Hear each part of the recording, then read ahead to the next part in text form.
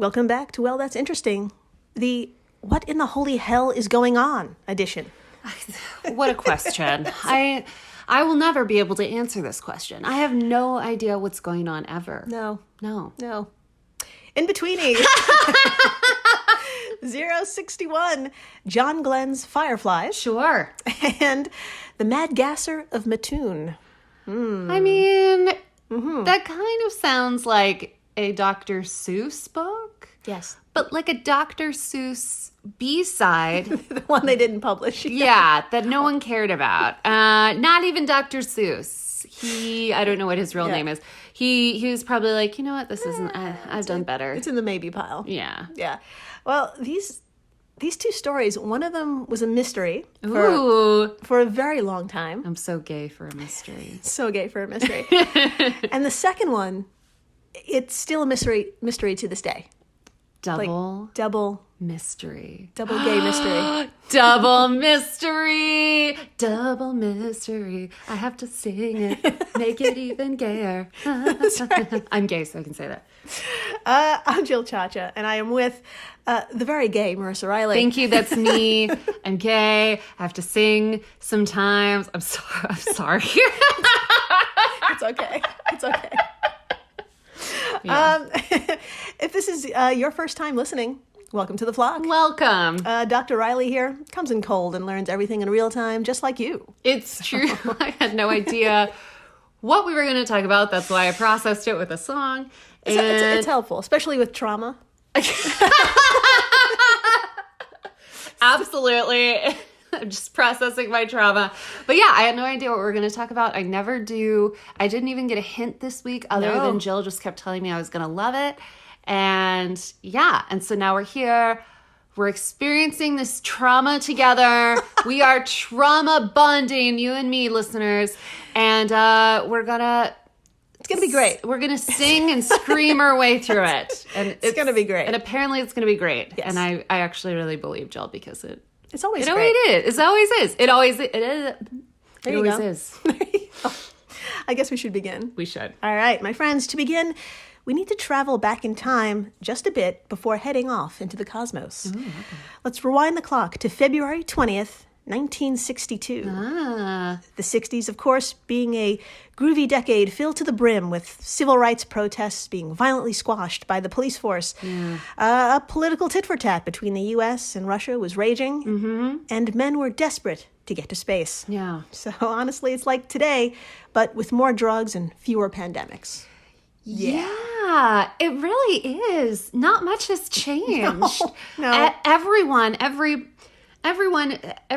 at least is trying to get to space. All kinds of shit is going on with Russia, and the police still makes me mad. Yeah. So, yeah, the only difference is I wish we had funner drugs. That's right.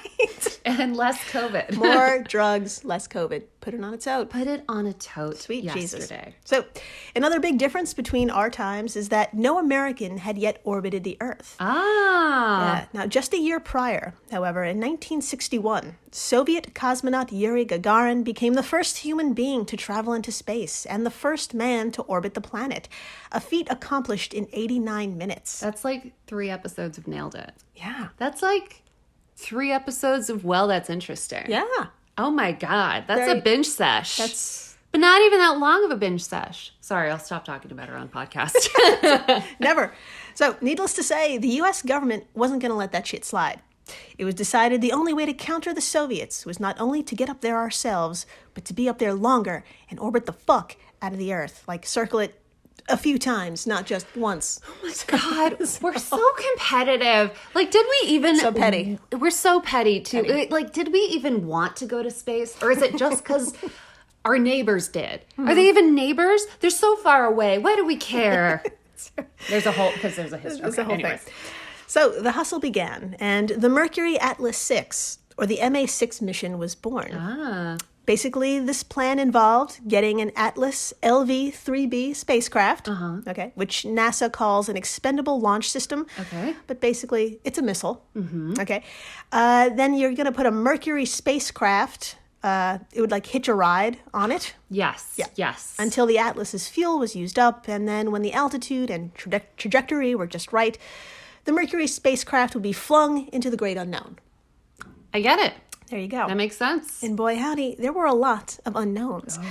Although there were 5 other suborbital flights that carried humans and even a chimp aboard, no American ship and no American person had fully orbited and re-entered the atmosphere. Oh, shit. Yeah.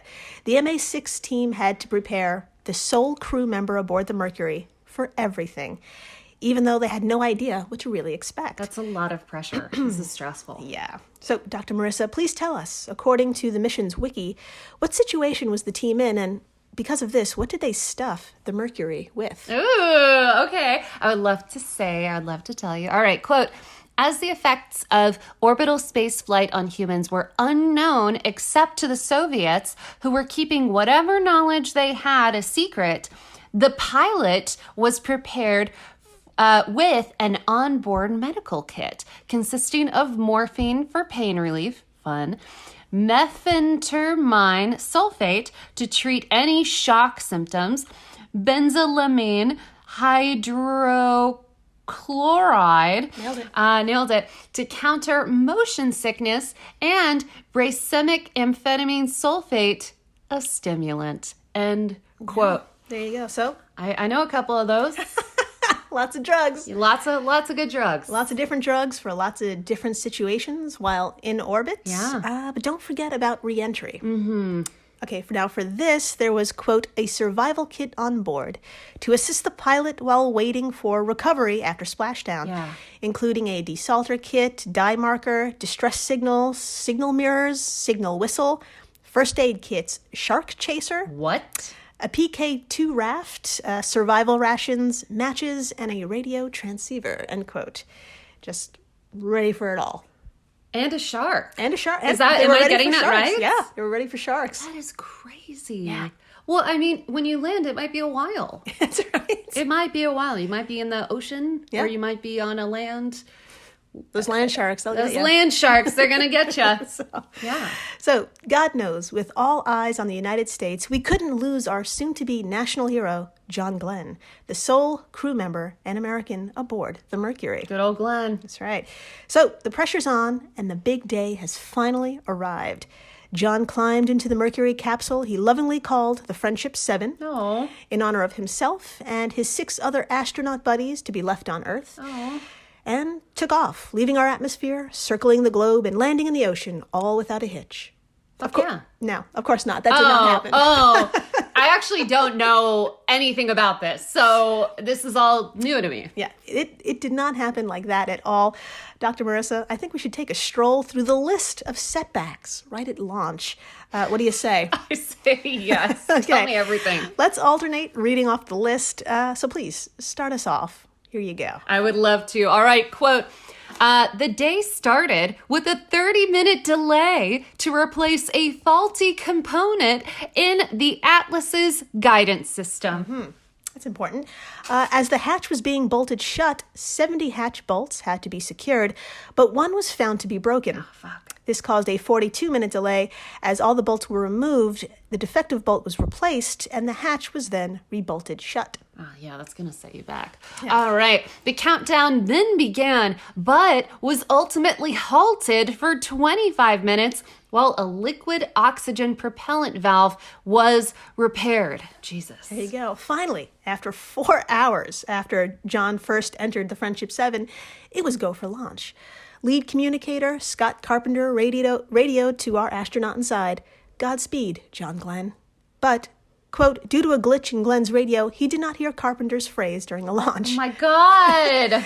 At liftoff, Glenn's pulse rate climbed to 110 beats per minute. End quote. So he's nervous. It's understandable. You know, if this many problems happened to me, honestly, before just leaving the apartment, I'd be like, you know what? Today's not the day to leave the apartment, let alone leave the earth. Oh my God. Not even the fucking radio worked. Yeah. Like, oh my God. I know. This thing is like, it sounds like a tin can that they were throwing in the air. Basically, yeah. I'll have some photos on our social medias that it literally was a tin can. When they say capsule, they're not fucking around. It was like a missile shot up and then he just like falls out. It's really great. Oh my God. But we'll get into it. Please tell me everything. So, luckily, the Atlas launch system boosted John and the Friendship into a trajectory that could last for at least 7 orbits. Okay. So that was great. Yeah. At which he'd be cruising at a speed of about 17,500 miles per hour. Oh my God. Holy shit. Now, despite all the minor setbacks that honestly could have killed him if not caught, John felt enormous peace when finding himself as the second human being ever to see Earth from a distance. Oh. Now, looking at the African coastline, Glenn told the tracking station that he could see a dust storm in Nigeria. Wow. He saw the expanse of massive deserts all in one viewing and could even peer into volcanoes. He was having just the greatest time. Blast. Eventually, though, he made his way around the globe and traveled behind Earth. Okay. It was there he got to witness a sunset from space. Oh. And while in the Earth's shadow, he saw thunderstorms light up like a ballroom in the darkness. Wow. I know. Now, John was moving so fast, his night was only 45 minutes long. Oh my God. He was about to experience a sunrise. Uh-huh. And it turns out, my friends, the growing dawn, backlit in eerie fact, he wasn't alone. What? What? And Dr. Marissa, I think the best way to explain what John saw from the Friendship's window is to read a transcript of the conversation he had with Mission Control. What do you say? Oh, fuck yes. I'm pumped. Okay, how do you feel about being John Glenn? I feel great about it. I was born for this role. Okay. I'm ready. Okay, now, this transcript, by the way, is from the book Moonshot, the inside story of America's Apollo moon landings. All right, Dr. Marissa, get into character. All right. Here's your first line. Let's do it. Okay. All right. Here we're going to start. I'll try to describe what I'm in here. I'm in a big mass of thousands of very tiny particles that are brilliantly lit up like they're luminescent. They are bright yellow-green, about the size and intensity of a firefly on a real dark night. I've never seen anything like it. Roger, Friendship 7, this is Canton Capcom. Can you hear any impact with the capsule? Over. Negative. They're very slow. They're not going away from me at more than about... okay.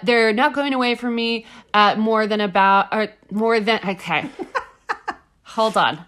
They're very slow. They're not going away from me at more than maybe 3 or 4 miles per hour. They're round a little. They're coming by the capsule and they look like little stars. A whole shower of them coming by. They swirl around the capsule and go in front of the window and they're all brilliantly lighted. There you go. What? Yeah. Now, my friends, that's the end of that conversation because just as soon as these mysterious little bug-looking things appeared, they disappeared and a warning light went on, signaling the worst. Oh my God. The goddamn heat shield meant to protect John from basically being cremated on re-entry had come loose. No. Yeah. Needless to say, no one gave a fuck about the bugs and focused on working on how to save John's life. Yeah. Now, lots of folks listening probably know John Glenn went on to become a senator for Ohio. I didn't know that, but now I do. Yes. So, spoiler, he survived re-entry, though in his own words, the capsule was, quote, a real fireball, and it experienced peak temperatures. So, in sum, he was fucking lucky. If you really want to know what, the details, get that book or just Google it because they had a haul ass to save John's life. I really do, and I really will look it up later. That's fucking crazy. So, as for the mission, John had completed not 1, but 3 orbits and hung out there in space for about 4 hours. Fuck yeah. Okay. Mission fucking accomplished. Now, I know what you're thinking. Didn't anyone look into the fucking things that were outside the capsule's window? Yeah, the alien bugs? What? So, yeah, eventually they did. Do you remember Scott Carpenter, the guy who said Godspeed, but John didn't hear him? Yes. That's okay. What a bummer. So, excuse me. Well, Scott found himself in space one day. As one does. Yeah. And happened to bang his hand against the inside panel of the capsule. Okay. Wouldn't you know it, the capsule became surrounded by John's fireflies. It was as though they were hiding and shook loose. Oh my God. So, Dr. Marissa, please tell us, from this accidental discovery, what really joined John up there and when he was, overlooking the magnificence that is our Earth? I would love to say also, this kind of sold me on going to space. I normally wouldn't want to go to space, but describing that sunset really, really touched my heart. I got you. Yeah. Anyways, back to the quote. Quote, while some might have suspected extraterrestrials, like me, John believed it was a sort of miracle. However, these fireflies had a simple, more realistic explanation. The Mercury spacecraft was equipped with a vent that projected the astronauts' body fluids, think sweat, moisture, and urine, into space. Great. When the liquid was shot into the void, it froze instantly. And if the light hit it at just the right angle, those droplets would glow like 1,000 little celestial fireflies. End quote from thegrudge.com. It's pee. It's pee. It's pee. It was pee. It's not the little alien bugs I wanted it to be. It's the next best thing, which is pee. It was piss. It was piss, maybe even a little poo if we're lucky. Oh, shit. Oh, my God. This is amazing. Yeah, John was surrounded by his own bodily fluids that were sucked into a vent and shot in space. Amazing. So, now, the fact that they weren't alien bugs or something even more unexplained is kind of a letdown. It is, yeah. Yes. So, after the break, I'm going to give you a real mystery, one that happened right here on Earth. Oh, my God. So, stay tuned. Please do. When Johann Rall received the letter on Christmas Day 1776, he put it away to read later. Maybe he thought it was a season's greeting and wanted to save it for the fireside. But what it actually was a warning, delivered to the Hessian colonel, letting him know that General George Washington was crossing the Delaware and would soon attack his forces. The next day, when Rall lost the Battle of Trenton and died from 2 colonial Boxing Day musket balls, the letter was found, unopened, in his vest pocket. As someone with 15,000 unread emails in his inbox, I feel like there's a lesson there.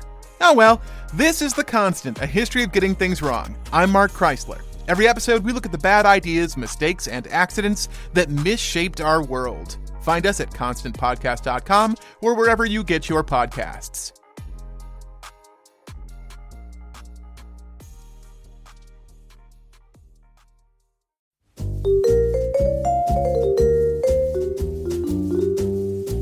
Have you ever wondered what really happened to Amelia Earhart or the lost colony of Roanoke? Do you ever find yourself scouring the internet for vicious Victorians and their murders by gaslight? Or perhaps you're just sick and tired of women being constantly misrepresented or plain lied about throughout history?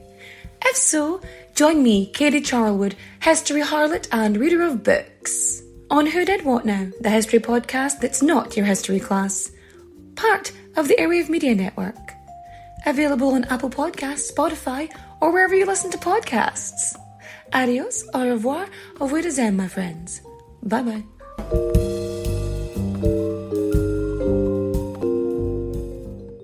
I'll be seeing you. Hey everyone, Jill Chacha here from Well, That's Interesting, and I am absolutely thrilled to tell you about Spotify for podcasters.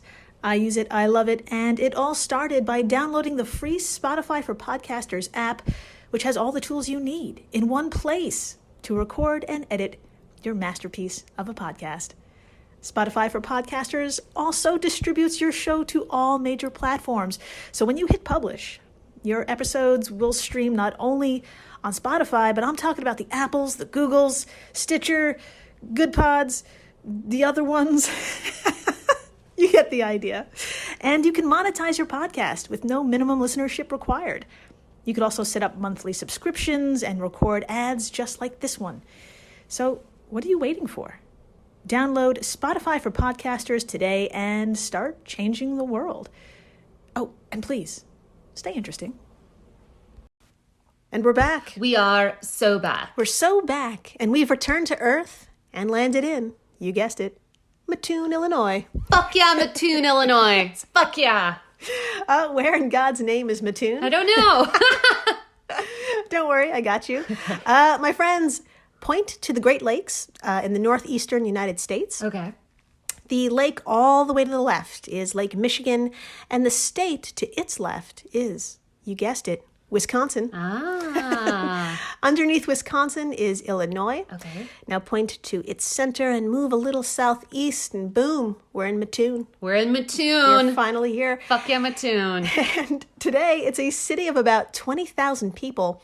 But in 1944, when our story takes place, it was even smaller. It was about 16,000 people who lived in this family-oriented, close-knit community. Aww. Now, that was the census count, but for context, in 1944, the U.S. had just joined the war effort to punch Nazis, so the number was actually way smaller at the time. Oh, okay. Yeah, and it should be noted, for the few folks in town and across America, really, there was also the very real, palpable fear that Hitler and the gang could strike our shores from above and from below with gas attacks. That's a fair fear. Yeah. Fair.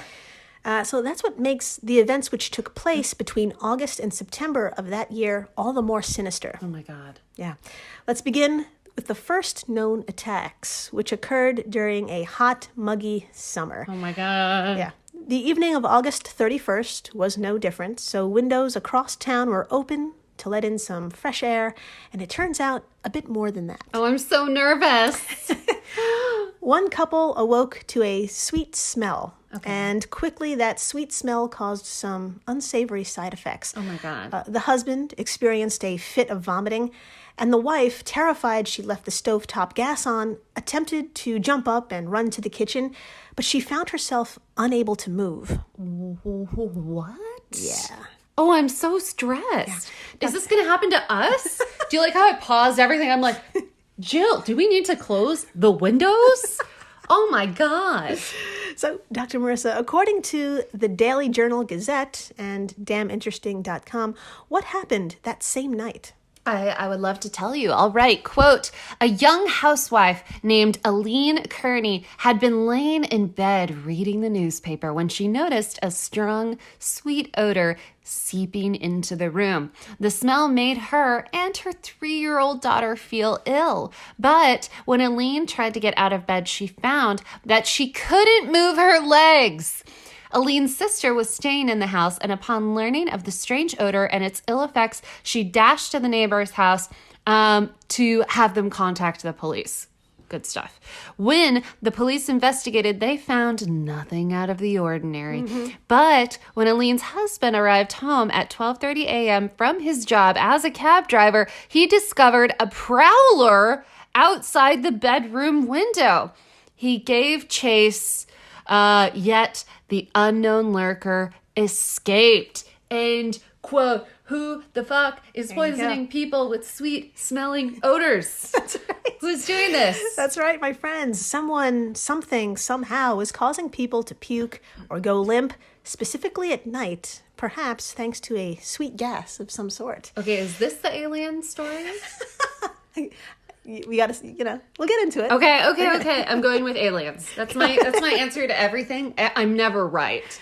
And you're never wrong. So, The truth is out there. That's right. So, shortly after, on September 2nd, the Gazette ran with the story, and the mystery person quickly got a nickname, the anesthetic prowler. Okay, that's too many. That's too many. What's the word? Letters. Letters. Does not roll off the tongue. Yeah. Anesthetic prowler. Yes. It's too many beats. It's just too shorten it to aliens. And it seems Aileen and that couple weren't the first victims. Oh, shit. Once Aileen's experience went public, dozens of Mattooners, or whatever people from Mattoon are called. I hope it's Mattooners. Me too. So they must have felt comfortable going forward because they admitted too, they also experienced the same thing, but it was months ago. Oh. The same lightheadedness, paralysis, nausea, vomiting, all accompanied by a sweet odor. Oh my God. I know. So more victims means, you guessed it, more newspapers went to press, and it seemed like the whole nation was watching little Mattoon seemingly come under attack. The attention, of course, didn't stop the supposed gasser. Oh my God. In fact, it all escalated. The aliens, they're still there. Dr. Marissa, according to our two sources, what notable events happened shortly thereafter? Oh my God, I would love to talk about it. All right, quote, a few days later on September 5th, Mrs. Carl Cortez reported finding a small wet cloth on her porch, and when she picked it up, she was overcome by an odor. It was a feeling of paralysis, she reported. My husband had to help me into the house, and soon my lips were swollen, and the roof of my mouth and my throat burned. I began to spit blood, and my husband called a physician. It was more than 2 hours before I began to feel normal again. End quote. I really have no idea what this is. Yeah. I you know, I joke around when I say aliens. I'm not joking this time. This sounds like an alien. Sounds like some aliens. Yeah. Some alien shit. So a group of aliens. By this time, Illinois police also upped the ante by putting 10 officers on the case full-time. Okay. The FBI sent in 2 agents to help out. Okay. And in classic American fashion, vigilante mobs patrolled the town. Of course they did. Of course they did. Despite all this, 3 to 4 houses would report a gas attack every night. Oh my God. But get this.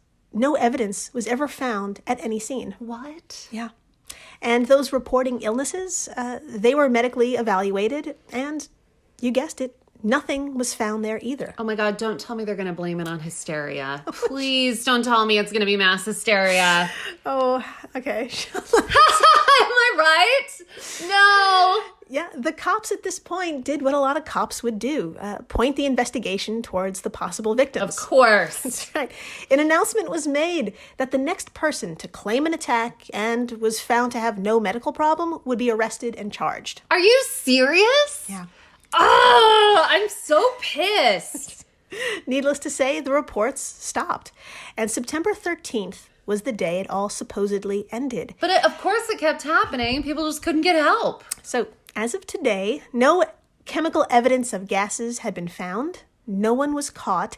And thankfully, there were no long-term side effects for those who said they were affected. That we know of. Yeah. At the time, theories circulated, and because most of the victims were women, you guessed it, authorities went with hysteria as the cause. No. Yeah. Ugh. Yeah. But a lot of people just didn't buy it, especially the locals. Okay.